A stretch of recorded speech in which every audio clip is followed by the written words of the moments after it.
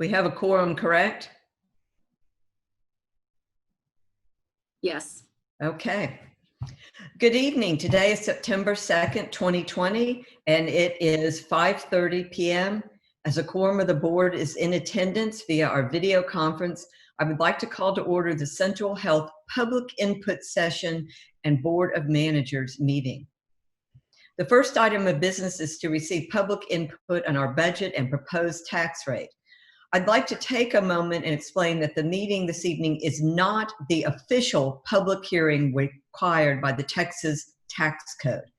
As we announced in our previous meeting and pursuant to the notice published in the Austin American-Statesman this past Saturday, that public hearing will be held next Wednesday, September 9th, 2020 at 5:30 p.m. Although the Central Health offices will be open to members of the public who wish to attend that public hearing, we strongly urge members of the public to use the online meeting option and present any comments either via video chat or by telephone. Both options will be available. Members of the public who wish to make comments during the public communication portion of the meeting this evening must have registered with Central Health via the online form or by telephone no later than 4 p.m. today. We will first ask staff to present a brief overview of the budget and tax rate, and then we will invite input from the public. So item number 1, present an overview of the proposed Central Health fiscal year 2021 budget and its associated tax rate. Lisa Owens will be presenting. Thank you, Lisa. Thank you. Can you all see the presentation? Yes, I can see it. Yes. Okay, thank you. Thank you. Good evening, Lisa Owens, Deputy CFO. As Chair Greenberg mentioned, I will give a high-level overview of our proposed budget. We have posted extensive information on our website, and it's available there with more details, and encourage you to visit that website. We also have conducted a lot of great community engagement, which we talked about earlier this week in our community conversation. And I believe there's still opportunity to provide feedback through our website. And as always, look forward to hearing public comments later this evening and at our public hearing next week. So at the highest level, we are proposing 6.9% over the maintenance and operations no new revenue rate, which is new terminology from SB2. That rate is 11.0306 cents per $100 evaluation. And we estimate the average taxpayer who has a homestead value of about $355,000 would see an annual increase of about $25 or just over $2 per month. We do have the highest allowable by law homestead exemption at 20% and an over 65 and disability exemption at $85,500. That additional tax rate, 6.9% over our no new revenue rate, as we've talked about in our longer term planning, will generate as a result of increased assessed values, as well as new construction and that additional tax rate. We estimate approximately $19 million in more tax revenue for fiscal year 21. We also estimate some other sources of funds, and estimated earlier this year in our process that we will end the year with a contingency reserve carry forward, which will be used for healthcare services of about $115 million. So we are proposing total sources of funds going into FY21 of $367 million. Our uses of funds are primarily, we have 2 programs. We have healthcare delivery and administration. You'll see primarily those funds are being used, about $354 million on healthcare delivery, and then our administration and tax collection just over just about $13 million. Some highlights of that $354 million, again, the details posted on our website and have been presented in previous meetings, but there is approximately just under $18 million in new healthcare services, which includes primary and specialty care and other services provided through contracted providers, as well as additional funds for pharmacy going into fiscal year 21. In addition, we have an additional $1.6 million for our healthcare premium assistance programs and continue to have capital reserves allocated to support clinical facility expansion, as well as projects that require cash reserves to support the downtown campus restructuring, as well as ongoing IT and infrastructure projects. As I mentioned, the total uses of funds is predominantly in our healthcare services program at $354 million, and our total uses of funds for the year are in our proposed budget at $367 million. We do maintain a 15% of eligible expenses for an emergency reserve, and that is estimated to be at about $38 million next year.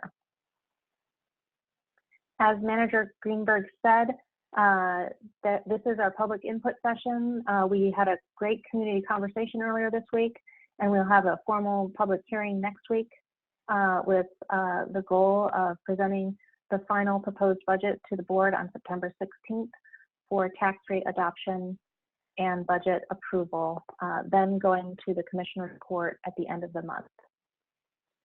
And with that, I will turn it back over to you, Chair Greenberg. Thank you very much, Lisa. Item number 2 on our agenda is receive public input on the Central Health Fiscal Year 2021 budget and its associated tax rate. Yvonne Davila of the Central Health Communication Department will be introducing our speakers this evening. Yvonne, did anyone register to make comments for public communication? Yes, Madam Chair, we have 5 people signed up to speak. Thank you. Mr. Davila will briefly cover the guidelines for the public communications portion of the meeting, and he will then introduce all commenters in the order that they registered. Once Yvonne has recognized you, please unmute your phone or computer, state your name, and provide any comment. There is a 3-minute limit for comments per our board rule. Yvonne? Thank you, Madam Chair. To be recognized to speak, you must request a speaking slot using our public communication online registration form or by leaving a voicemail by 4 p.m. the day of the meeting. Individuals are asked their preferred language as they register to speak, and both the online form and voicemail greeting are in English and in Spanish. All speakers will be recognized by name and in the order their speaking request was received. Please keep your phone muted until you are called on to speak. Please introduce yourself by name before beginning your comments. Also, if your comments will focus on a specific item or issue on the agenda, please indicate the full item number. Each speaker will be limited to 3 minutes. Staff will be timing each speaker and will announce when a speaker has reached their time limit. To ensure the efficiency of the meeting, once we have let speakers know they've reached their limit, we will allow 30 more seconds to wrap up their comments before they are muted. Once again, speakers will be muted at 3.5 minutes to ensure the efficiency of the meeting. Speakers may not donate their time to other speakers. As a courtesy to others and to be respectful of time constraints, please try not to repeat other speakers' comments. Depending on the number of speakers and the total time being spent in the public communication portion of the meeting, the board chair may, in her discretion, impose additional limits on time or comments. Due to the restrictions of the Open Meetings Act, the board may be restricted in discussing any items that are not listed on the agenda for this meeting. The board may choose to set aside any new issues for discussion at a future meeting. And with that, Madam Chair, I'm going to introduce the first speaker for this evening. Her name is Ms. Rainey Collins, and she's with the Health Alliance for Austin Musicians. Ms. Collins, will you now unmute your line? Yes. My name is Renee Collins, and I'm the CEO for the Health Alliance for Austin Musicians. I would like to thank the Central Health Board and staff for the support that they have given HAM and our musician community. During this unprecedented time, it has become even more evident just how fragile the musician ecosystem really is and just how vital musicians are to the very soul of Austin. HAM and Central Health's partnership is now more than ever important in keeping the music alive and well in Austin, Texas. HAM has had a successful partnership with Central Health over the last 5 years, bringing thousands of Sendero insurance plans to low-income, underserved musicians and their family members. The funding that Central Health has used in the Premium Assistance Program has been beneficial in keeping this population out of the MAP programs and or other charity care programs. Providing HAM musicians with premium assistance has improved health outcomes from having a primary care medical home and access to specialty and hospital care, as well as mental health benefits and other ancillary care benefits. Without this HAM and Central Health program, musicians would not be able to access the kind of health care that they are doing now. Each year, the HAM and Central Health program has improved our partnerships and our systems, and we've increased our reach. And every year, we've maximized the entire amount of premium assistance allocated to Sendero for HAM musicians. Last year, there were almost 400 musicians who would have qualified for the premium assistance funding, but the dollars were depleted before the end of the open enrollment period.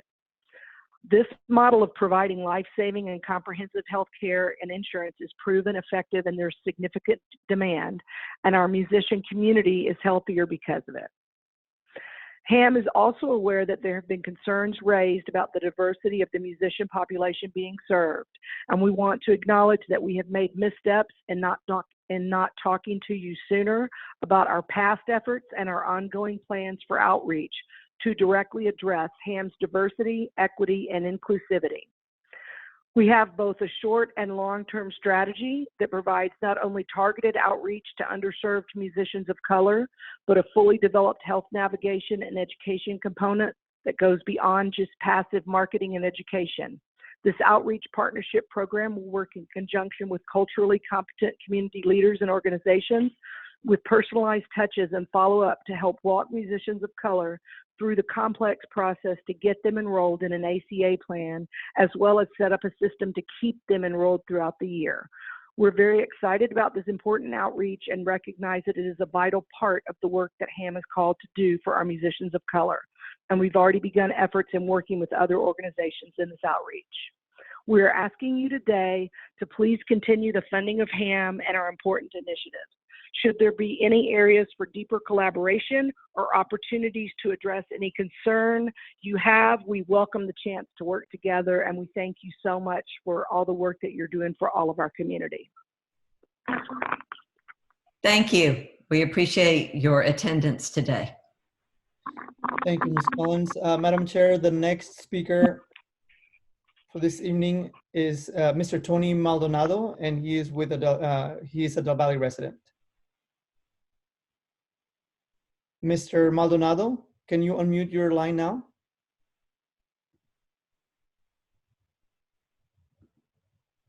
You may unmute your line by pressing *69 if you're calling by phone. Hello, yes, it's Tony Maldonado. Go ahead. Yes, hi. I'm calling in as a resident of the Birdall Farms neighborhood community, and I am also a member of the Del Valle Community Coalition, and I received information that there's a proposal to increase the taxing rate for our community with respect to the 2020 budget and 2021 annual budget, and I would like to be opposed to that because we're in the middle of a pandemic, and this is not the time to be raising taxes on our residents who are having to suffer through this disproportionately from the rest of Austin. So please take that into consideration when you make that decision. Thank you very much. Thank you for your input this evening, sir. We appreciate it. Thank you, Mr. Maldonado. The next speaker is Mr. Franklin, and he is a resident of Austin's Colony, Hornsby Bend. Mr. Franklin? Yeah, I guess this is, I'm singing the same tune over and over again. 3 years ago, I came to this board and basically called shame on you at the time. And supposedly money was set aside to build a facility in this district. Here we are 3 years later, and we're still getting the same runaround. And now I look at a budget, and I'm being told you're building buildings downtown. You've got to shore the budget up with another $19 million, et cetera, et cetera. At the same time, we're not receiving The building that was supposed to be put out here, we're getting more and more excuses as to why it's not being built. Now we're being told we've got to go back to the community and ask them again what they need. And I'm asking this board, how is it you don't ask simple questions like, what happened to the money? Why haven't you built facilities for the people who need it, especially as they're being affected by this pandemic? I'm hearing Ham tell me that they're not reaching out, haven't done the proper reach to people of color. The people who are being affected in this community are people of color. You're going to raise taxes on the people who can afford it the least and still not receive the services that they've already paid for. And that building hasn't been built. You haven't broken ground. And nobody on this board has asked a serious question as to why the people who need it the most are not receiving the services that they've already paid for through taxes for the last 15 years. Why hasn't that question been answered before you ask for more money? If you go back and tax people who can afford it the least, who are now trying to pay their taxes on homes they're about to lose because they're the most essential, but they're not making the money right now, then you're going to lose them again. This is a problem. This is a real problem, and this board needs to take some serious financial responsibility and ask the real hard questions of all the people who right now are asking us to go back and pay money for things we're never going to see. We're dying out here in this community. This is not a matter of you getting me more PPE. The fact that you're not testing in our communities right now means that we're dying and you don't even know it. I don't need more PPE. I need more testing, and I need healthcare facilities in Del Valle, starting with the one that you've already set money aside. Thank you for being with us and your comments this evening, Mr. Franklin. Thank you, Mr. Franklin. The next speaker is Ms. Tina Byram, and she's with the Del Valle Community Coalition. Tina? I want to thank the Central Health Board for giving me this opportunity to speak. As a member of the Del Valle community, we are very concerned about the tax increase because our area has been very affected highly from this pandemic. We've had families face high unemployment, food insecurity, possible foreclosures, and everything else. And we think that the increase of the tax rate would be an additional burden. And I was even estimating my personal taxes. So I'm looking at $3,953 in taxes for the upcoming year. And even $25 to a family could mean a huge difference between medicine, food, rent, or anything else. So our concern is that we are afraid that our families are going to be stretched even thinner with the increase of the financial burden of taxes because people are losing their homes, and we just want to make sure they're protected. The other thing I wanted to mention is I appreciate the fact that you guys are doing the expansion of services and everything else, but I would really like it if we could actually have timelines and results of actually getting a clinic in the Del Valle area. I know that you have to go through certain guidelines and you have to follow certain procedures, but it would be really nice because I know that at least Hornsby Bend has been waiting for 2 years to actually have a permanent facility. So I, lean upon you and hope that you guys can at least consider that as you're moving forward, to consider that the most needy are the ones that are going to be hit the hardest with an increase of the tax rate. Thank you for your time. I really appreciate it. Thank you, Ms. Byram, for your time and your input. Thank you, Ms. Byram. Thank you. The next speaker is Elizabeth Marrero, and she is our last speaker for this evening. Elizabeth Marrero is with Central Health. Go ahead, Elizabeth. Hi, good evening. Today, Central Health and Community Care, in collaboration with Austin Public Health and Travis County Health and Human Services, launched a PPE distribution campaign focused on areas at highest risk for COVID. We held a virtual press conference in a downpour outside of the Central Health Southeast Health and Wellness Center. Specifically, Central Health and Community Care are focused on getting PPE to patients and their families. We will be distributing masks, hand sanitizer, and COVID-19 education materials at the community care clinics with the highest positivity rates and the highest testing rates. Patients will receive PPE kits during their scheduled visits and will have the opportunity to pick up PPE at scheduled pop-up sites run by Austin Public Health throughout the campaign. The first event is with Austin Public Health this Friday from 9 to 11 at the Ruiz Library. In order to have the highest reach possible, we're partnering with community-based organizations such as Hispanic Star, Kingstead, and the Census outreach staff to distribute PPE to high-risk communities. We are also grateful to other community groups that have already been doing this important work, like the Austin Latino Coalition. PPE distribution locations can be found at the Austin Public Health website. They're keeping it updated. It's www.austintexas.gov/PPE. Central Health is continuing its outreach to businesses. We've been targeting Latino and African American owned businesses, faith-based organizations, and apartment complexes. So far, we've distributed 35,000 masks and more than 12,000 hand sanitizers. We're very grateful to Sendero for their generous donations. Central Health is committed to securing another 100,000 masks and 25,000 hand sanitizers to keep the community safe. We've already been distributing at testing sites, with those tested receiving PPE.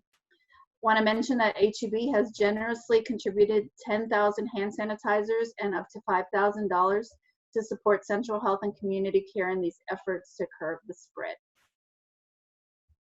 Thank you. Thank you, Elizabeth, and thank you, everyone, for your comments this evening. We will now proceed to the regular agenda. Item number 2 will not be considered tonight. And that's item number 2 on the regular agenda will not be considered tonight. That item was receive and discuss a presentation on the proposed fiscal year 2021 budget for the Community Care Collaborative. Ascension Seton was invited to present their proposed budget for the CCC tonight, but they declined the invitation to present. This item will be brought back for consideration at a later date. We will now move to item number 1 on the regular agenda, discuss and take appropriate action on the 1115 Medicaid Waiver Program, Delivery System Reform Incentive Program, open paren, DSRIP, close paren projects. The Community Care Collaborative and other healthcare delivery partners, programs, projects, and arrangements, including agreements with Ascension, Texas. Mike Gieselin and Monica Crowley will present.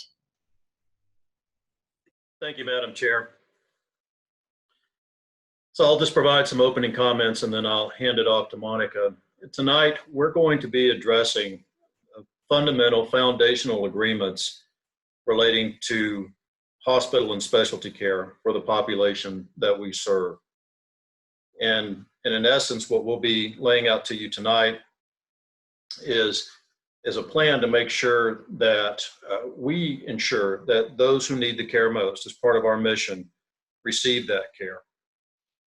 And Monica will cover some items tonight. We will provide you with the opportunity to go into closed session so that you can have consultation with attorney. And then we'll take the conversation up following the end of the closed session. Monica. Thank you, Mike. Monica Crowley, Chief Strategy and Planning Officer and Senior Counsel at Central Health, and I'm going to share my screen. And go to the next slide.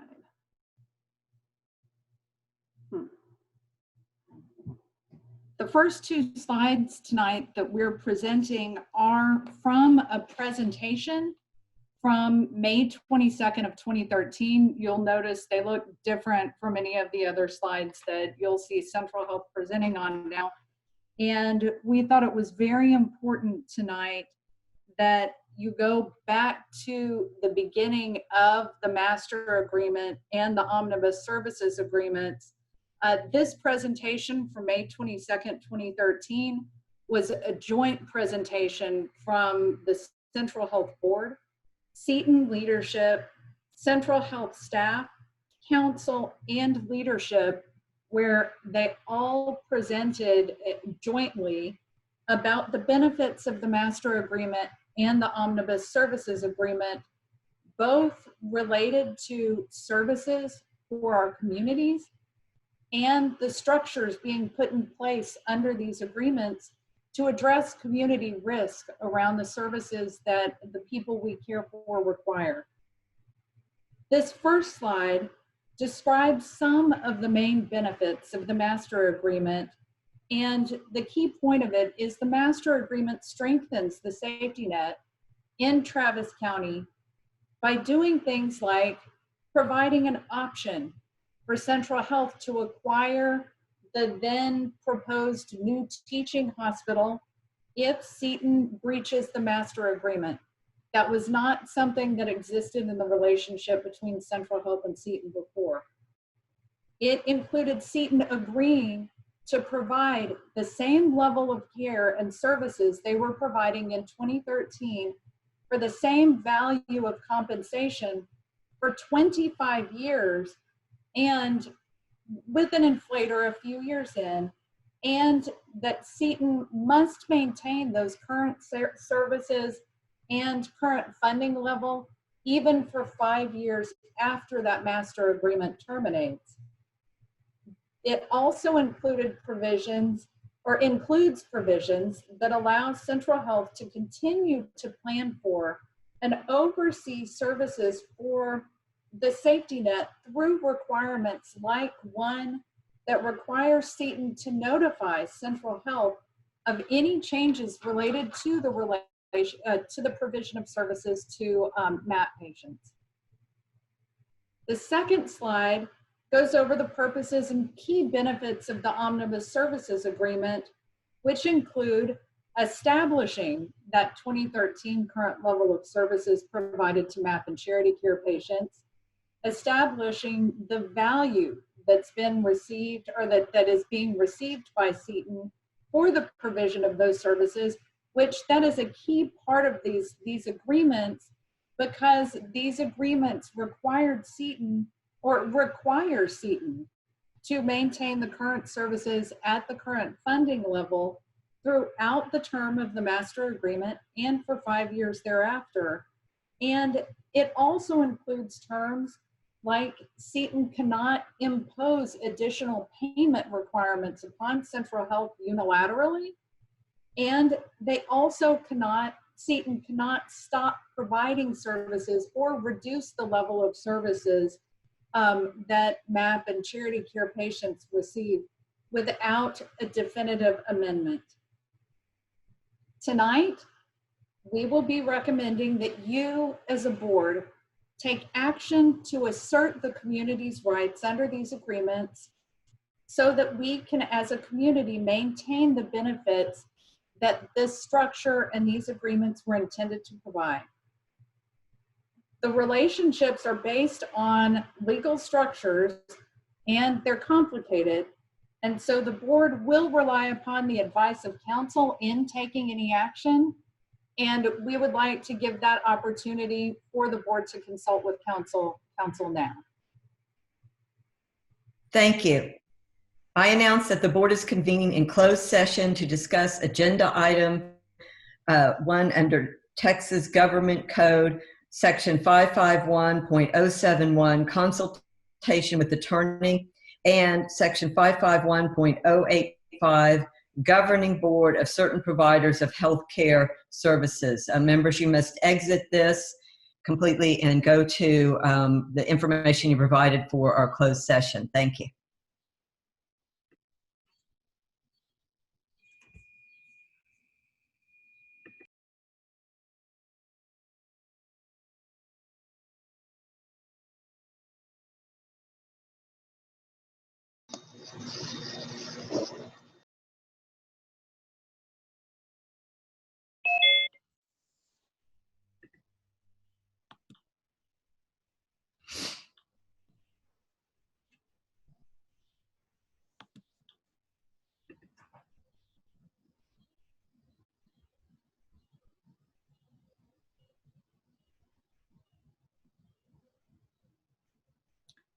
Do we have a quorum?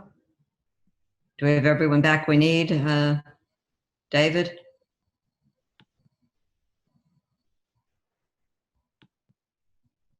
pardon, Madam Chair, you have a quorum, but you may want to wait a moment for Dr. some more. Yes, that's why I said to have everybody back we need. Yeah, let me, if you'll just give me the signal.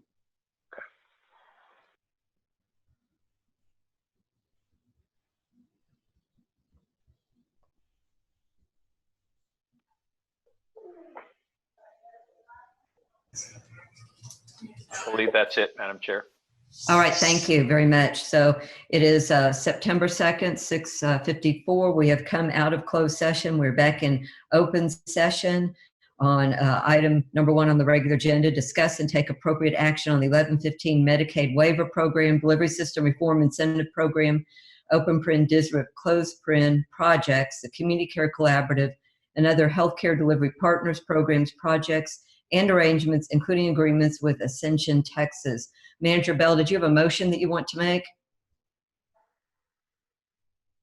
You're on mute, Manager Bell. There you go. Yes. I move that the Central Health Board reasonably determines that Seton, now known as Ascension, Texas, has failed to comply in several material respects with the performance standards contained in the agreements between Central Health and Seton, and is in material breach of several requirements under these agreements. I further move that the board authorizes the president and CEO of Central Health to execute and deliver to Ascension, Texas, the following: notice of material breaches of the amended and restated master agreement pursuant to sections 6.4.1 and 7, notice of material noncompliance with performance standards under the Omnibus Healthcare Services Agreement pursuant to section 5.8.3, and notice of material breaches of the Omnibus Healthcare Services Agreement pursuant to section 6.2.2. We have a motion by Manager Bell. Is there a second? Second. Okay, second by, is that Manager Valadez? Yes. Okay, we have motion by Manager Bell, second by Manager Valadez. All in favor? Aye. Aye. Aye. Opposed? Same sign. Any abstaining? See none? All right. Thank you, members. I am confirming the next board meeting date, time, and location. Managers, that is agenda item number 3. Our next Central Health Board of Managers meeting, which will include the public hearing regarding our proposed tax rate increase, is scheduled for next Wednesday, September 9th, 2020 at 5:30 p.m. at the Central Health Administrative Offices, 1111 East Cesar Chavez Street, Austin, Texas, 78702, and/or remotely by video conference, depending on the status of the governor's disaster declaration and stay-at-home orders. At this time, I'm ready to accept a motion for adjournment. Move to adjourn. That was, I think that Manager Valadez moved to adjourn, and that was seconded by Manager Musaitov. Is that correct? Yes. All in favor, aye? Aye. Aye. Opposed, same sign. Any abstaining? Okay. Thank you, managers. We are adjourned. Thank you, members. Thank you.